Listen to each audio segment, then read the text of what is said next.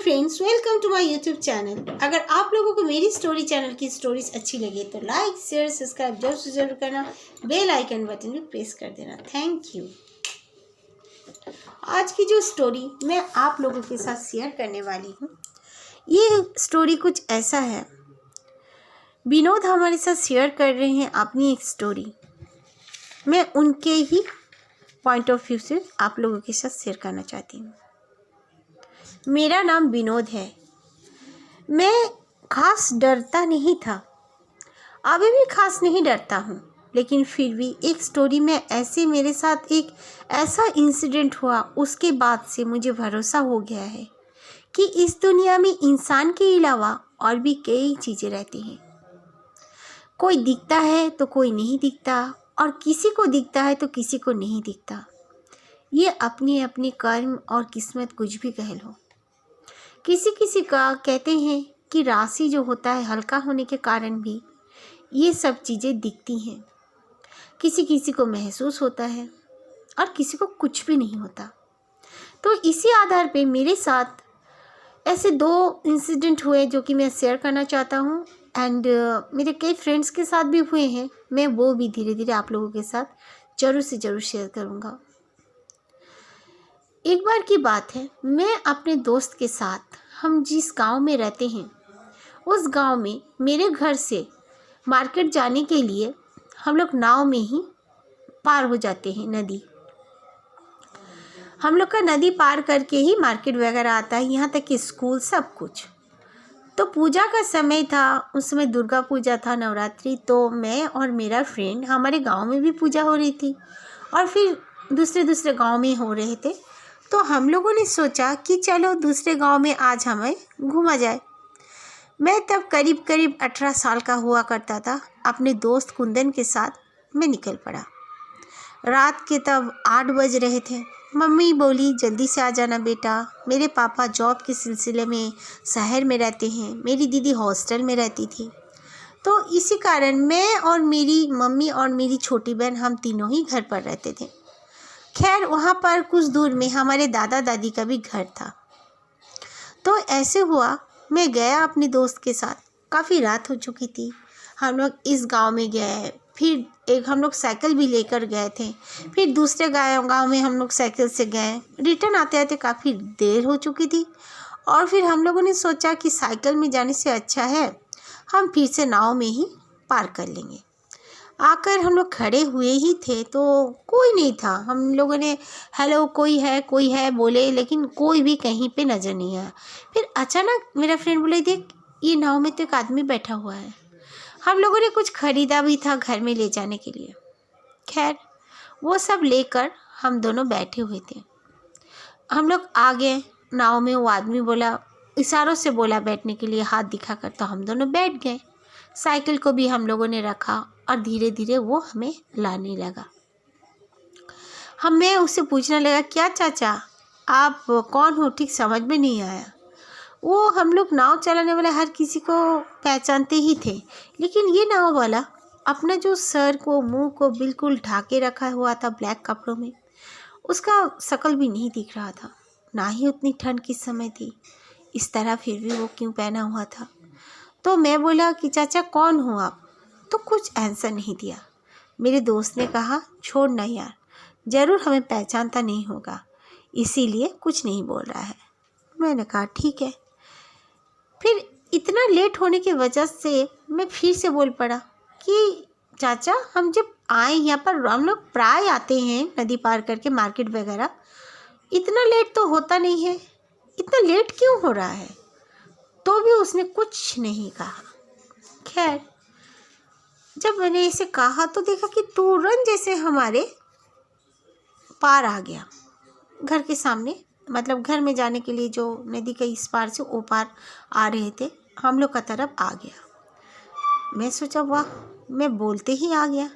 हम लोग उतर गए। मेरा जो फ्रेंड कुंदन था वो मेरे से आगे निकल चुका था, मतलब उतर चुका था, और मैं उसके पीछे। मैं अपनी साइकिल को पहले उतार के उसे दे रहा था, उसे दिया।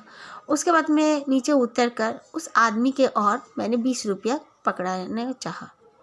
तो वो आदमी ने सर हिला के कहा, नहीं चाहिए।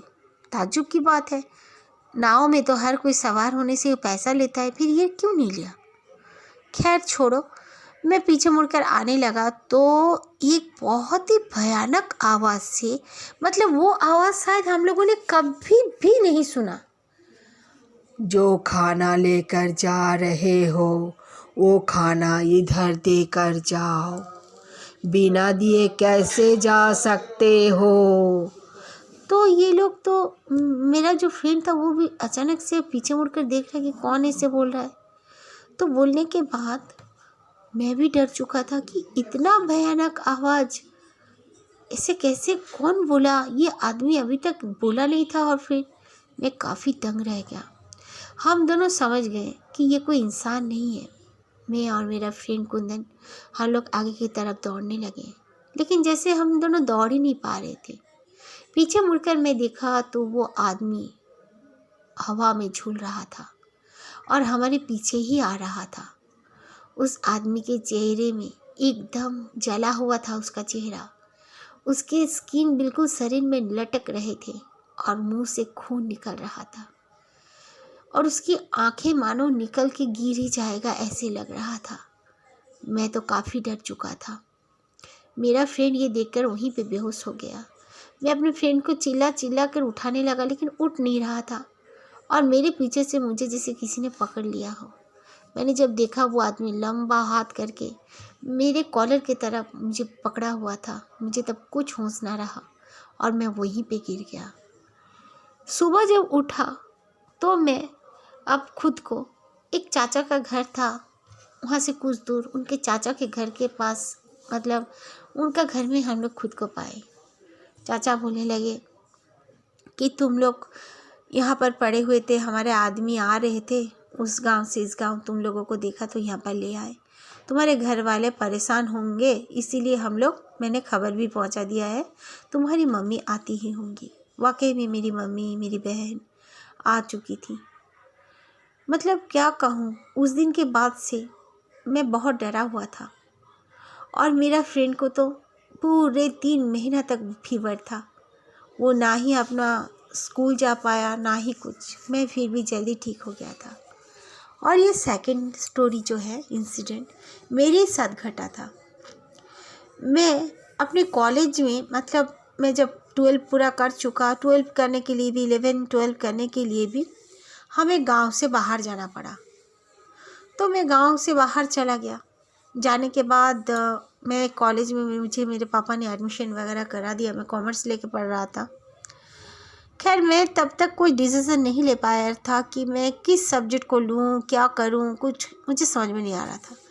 मेरी सिस्टर बहुत ही स्मार्ट एंड बहुत ही अच्छी पढ़ी लिखी, मेरी सिस्टर का घर वहीं पे, शादी के बाद जब सिस्टर का घर वहीं पे हो गया सिटी में, तो मैं उसके घर में रहने लगा। तो रहने की वजह से उन लोग का छत में जो था एक रूम हुआ करता था। मैं जिस कमरे में सोता था वो कमरा बिल्कुल एंड में था उनके घर में, ग्राउंड फ्लोर में, और उसी का ऊपर में, ठीक ऊपर का वो घर बना हुआ था। मुझे जैसे लगता था मेरे जिस फ्लोर में मैं हूँ, रूफ में जैसे कोई नाचता है, बिल्कुल पायल पहन के, चनक चनक चनक चनक आवाज़। मैं 2-3 बार अपनी सिस्टर से ये सब बातें शेयर किया था और मैं छत में भी जाता था तो हमेशा वो रूम लॉक रहता था। मेरी सिस्टर बोलती थी कि स्टोर रूम है, खोलने का ज़रूरत नहीं पड़ता, नहीं खोलते हैं। तो फिर मैंने, मेरी सिस्टर की भी शादी तो ज़्यादा दिन तब तक नहीं हुई थी। खैर एक दिन मैंने कहा मेरी सिस्टर को, चल ना खोल के देखते हैं क्या है। मेरी सिस्टर बोली, खबरदार कभी मत खोलना। मेरी सासू माँ ने स्ट्रिक्टली मुझे मना किया है। क्यों मना किया है मैंने पूछा तो मेरी सिस्टर बोली, मुझे नहीं पता। मैंने कहा कि रात के समय में जैसे कोई नाचता है, कूदता है, इस तरह जंप करता है और फिर पायल की आवाज़ आते हैं, कौन हो सकता है? तो मेरी सिस्टर ने कहा, मुझे तो सासू माँ ने कुछ नहीं बताया भाई, लेकिन हाँ मेरी जो पड़ोसन है उसने बताया कि यहीं पे उनकी जो बेटी थी, यानी कि मेरी सिस्टर का जो तीसरी नंबर की सिस्टर थी, उसने वहाँ पर सुसाइड कर लिया था। उनके 3 बहन और जिया जी अकेले एक बेटे थे, तो उसने सुसाइड कर लिया था। उसके बाद से वो रूम उन लोगों ने बंद कर दिया था, क्योंकि बहुत लोगों को वो दिखती थी छत में खड़ी हुई। आस पड़ोस के लोग कहा करते थे कि आपकी बेटी ऊपर खड़ी होती है। कुछ कीजिए उसे मुक्त करने के लिए। लेकिन कितना भी कुछ भी इन लोगों ने कर लिया था, वो फिर भी दिखती थी। इस डर के मारे उन लोगों ने उस कमरे को पूरी तरह बंद कर दिया। और फिर मैं भी एक दो बार छत में जाने के बाद मैंने देखा है, उनका एक छोटा सा जो खिड़की था उसमें जैसे कोई नॉक करता है, और कभी कभार तो जैसे दरवाजे को भी ज़ोर ज़ोर से कोई धक्का देता है। मेरी दीदी को भी बहुत बार ऐसे फील हुआ है, लेकिन दीदी ने भी कभी कुछ नहीं कहा। इसीलिए मैं भी कहना कुछ मुनासिब नहीं समझा और दोबारा मैं छत पर गया भी नहीं।